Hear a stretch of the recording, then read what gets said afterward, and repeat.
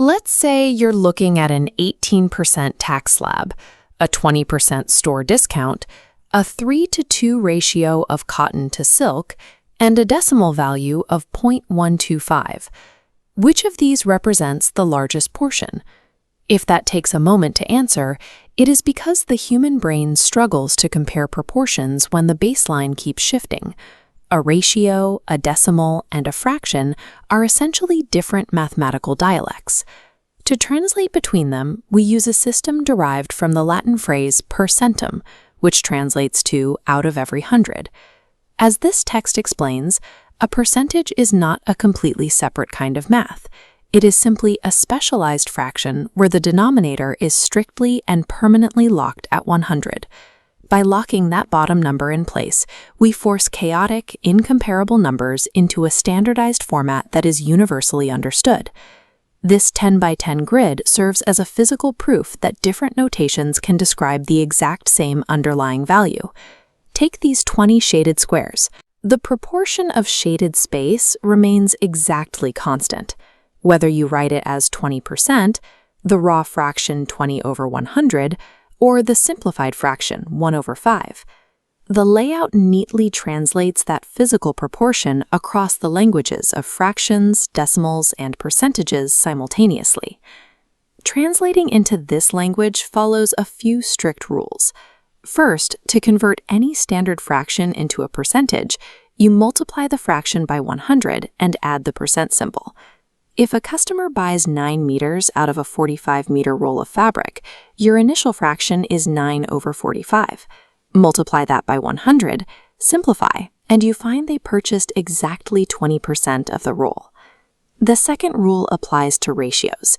If an inventory order has cotton and silk in a 3:2 ratio, you first add the parts to find a total denominator of 5.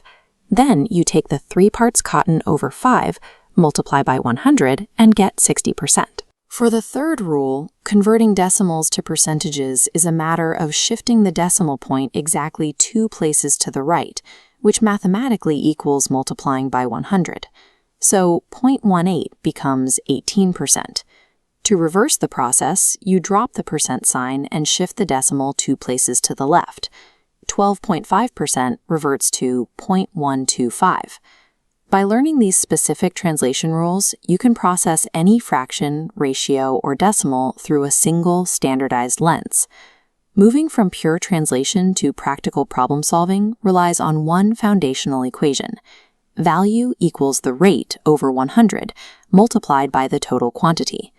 If you need to pay a 30% advance on a gym machine that costs 4,000 rupees, you divide 30 by 100, multiply by 4,000, and arrive at an advance of 1,200 rupees. This exact same grammar works in reverse. It allows you to solve for a missing whole when you only know a specific percentage and its partial monetary value. Let's say you know that 15% of your total daily sales equals 1,200 rupees.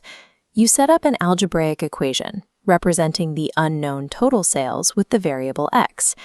By algebraically isolating x, you multiply 1,200 by 100 and divide by 15. The math reconstructs your original whole, revealing total daily sales of 8,000 rupees. These equations take percentages from abstract labels and turn them into active tools for reverse engineering financial data. Which brings us back to our opening set of data: the 18% tax, the 20% discount, the 3:2 ratio, and the 0.125 decimal. When we apply the rule of 100 to translate all of these values into percentages, the 3:2 ratio immediately reveals itself as 60%, by far the largest portion. We designed the percentage system as a mathematical shortcut to create immediate clarity when comparing mismatched numbers. Whenever you encounter a percentage symbol, you are simply looking at a fraction in disguise, one that can always be broken down into its base components. Fluency in percentages gives you the tools to translate the numerical data of everyday life into a language you can perfectly understand.